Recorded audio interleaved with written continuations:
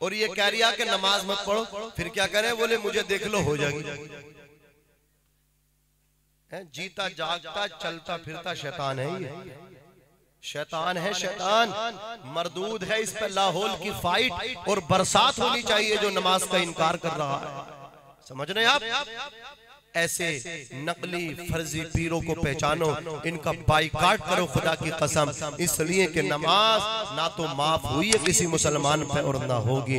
हमें मालूम है सैयदना गौसे आजम रज़ी अल्लाह ताला अन्हु से जब शैतान ने कहा था कि तुम पे नमाज माफ हो गई, तो गौसे आजम ने कहा था ला हौला वला कुव्वता इल्ला बिल्लाह। शैतान ने कहा था तुम्हें तुम्हारे इल्म ने बचा लिया। गौसे आजम ने फरमाया मुझे मेरे इल्म ने नहीं, मुझे मेरे खुदा की रहमत ने बचाया है। गौसे आजम के मुरीदों ने कहा था हजरत ये आपको कैसे पता चला ये शैतान है? तो गौसे आजम ने फरमाया जब ये मुझसे कहने लगा तुम पे नमाज माफ हो गई, तो मैं ना ये ख्याल किया जब मेरे नबी पे नमाज माफ ना हुई तो मैं तो उनका उम्मती हूँ, मुझ पे कैसे नमाज माफ हो सकती है?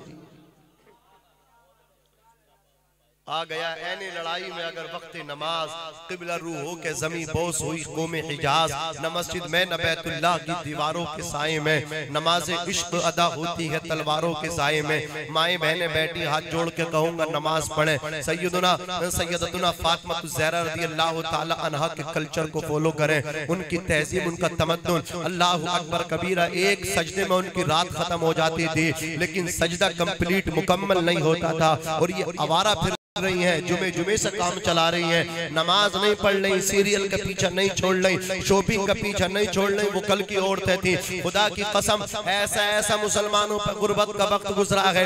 एक सहाबी फजर की नमाज पढ़ते थे, नमाज पढ़ के फौरन आ जाते थे, दुआ में शरीक नहीं होते थे। सहाबा रसूल अल्लाह फुला सहाबी दुआ में शरीक नहीं होते। मेरे मुस्तफा ने फरमाया उनको रोक लिया, बोले आज तुम मेरी बात सुन के जाना। अल्लाह अकबर कबीरा। नमाज के बाद दुआ हुई, वो कोने में खड़े होकर रो रहे थे।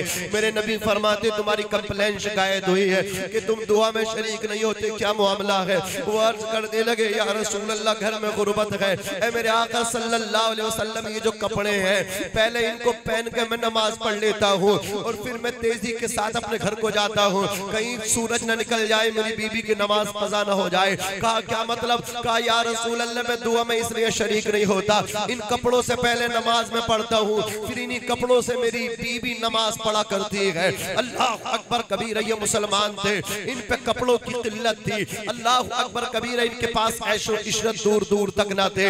खुदा की कसम आज अल्लाह अकबर कितनी ऐशो इशरत की रवानी है। मुसलमानों का हाल ही है, पूरी अटैची है, पूरे कमरे बॉक्स कपड़ों से भरे हुए हैं। तुम तो कम बनाते हो, औरतों से पूछो, ये तो एक शादी में जोड़ा पहन के चली जाए, अगली शादी में उसे पहन नहीं सकती, कहती ये तो पुराना हो गया, इन्हें अगली शादी में और चाहिए। इतना कपड़ा है लेकिन फिर भी कहती हमारे पास कपड़े नहीं है। बच्चों ने पेशाब कर दिए, बहाने चलाती हो कि ये अल्लाह की बारगाह में तुम्हारे बहाने चल सकते, हरगिज़ तुम्हारे बहाने नहीं चल सकते। मुसलमानों का आलम ये है, अगर नमाज के लिए इनसे कह दो कहते कपड़े खराब हैं, इनसे कह दो दावत में चलने तो कहते ठहर जाओ, अभी कपड़े नए पहन करके आता हूँ। दावतों के लिए इनके पास कपड़े हैं, नमाज के लिए इनके पास कपड़े नहीं है।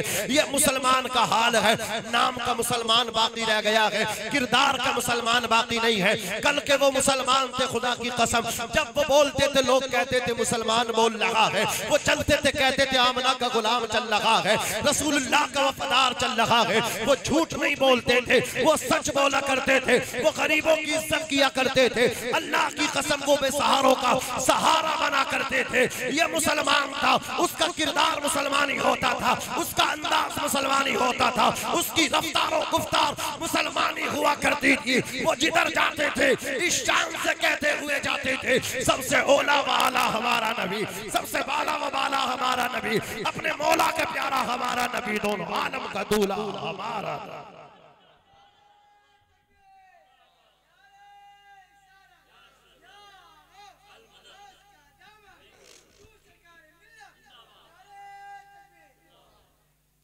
पहचानो, अपने आप को नमाजी बनाओ और अपने बच्चों को नमाजी बनाओ। औरतें कहती हैं हमारे बच्चों लोग बात ही नहीं मानते, तो तुम मनवाती का वो है?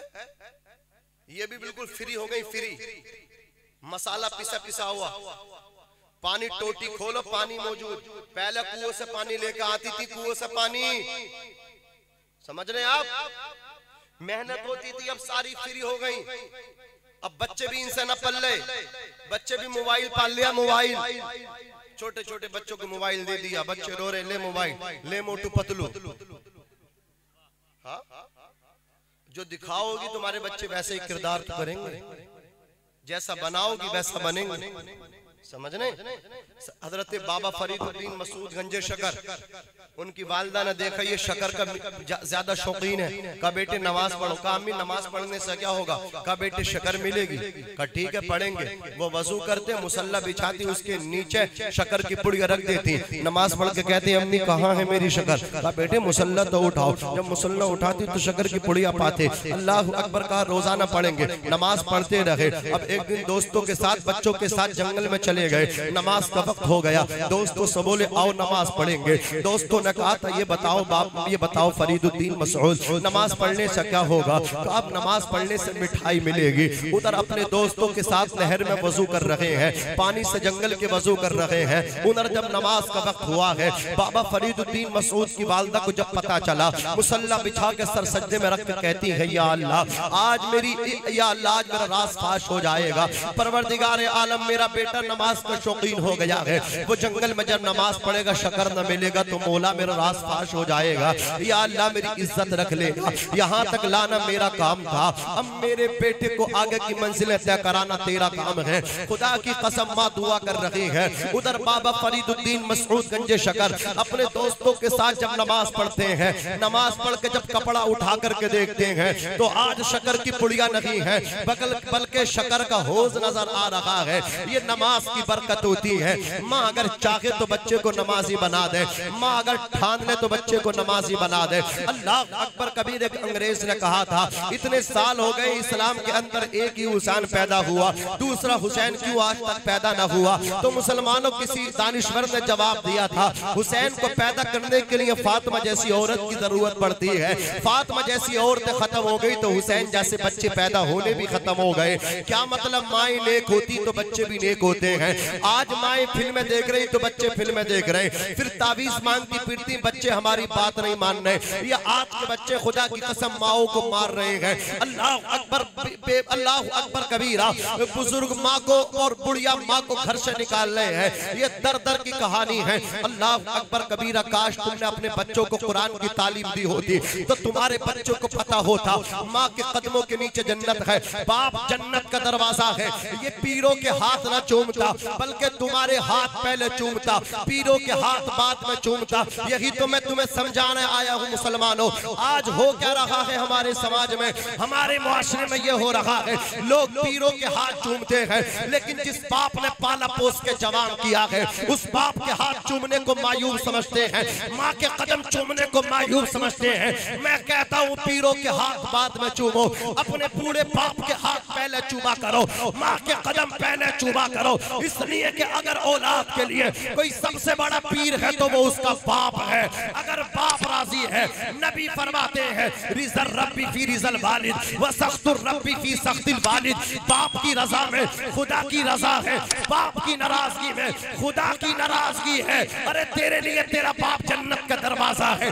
एतराज करते हैं लोग, कहते हैं हजरत मेरा पीर पढ़ा लिखा है, मेरा पीर आलिम है, बाप अंगूठा छाप है, मेरा बाप अनपढ़ है। मैं कहता हूँ नादान, अगर बाप जाहिल भी है, बाप अनपढ़ भी है, तब भी वो तेरे लिए जन्नत का दरवाजा है। तेरी माँ जाहिला है, तेरी माँ कुपड़ है, तब भी उसके कदमों के नीचे तेरी जन्नत है। शायर कहता है फर्क नहीं पड़ता कि कितनी पढ़ी लिखी है, वो मेरी माँ है, मेरे लिए सबसे बड़ी है।